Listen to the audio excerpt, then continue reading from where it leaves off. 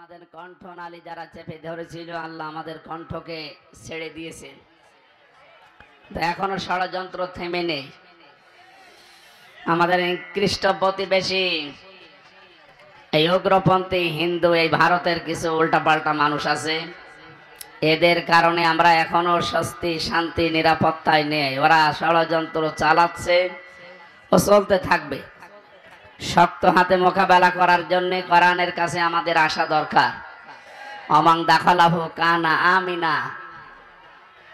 আল্লাহ তাআলা জানিয়েছেন, হে নবী, কাবার চত্বরে যারা প্রবেশ করে তাদেরকে আমি নিরাপত্তা দিয়ে দেই।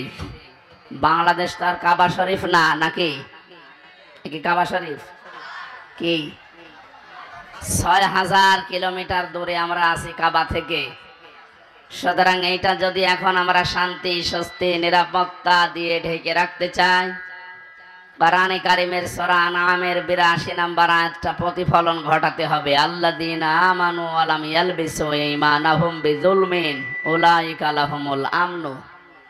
আল্লাহ তাআলা বলেন, যারা ঈমান আনে আর ঈমানের সাথে কোনো মানুষ যদি শিরিক মিশ্রণ না করে, এখানে জুলুম মানে শিরিক, তাহলে উলাইকা লাহুমুল আমনু, এই মানুষগুলোই নিরাপত্তার হকদার।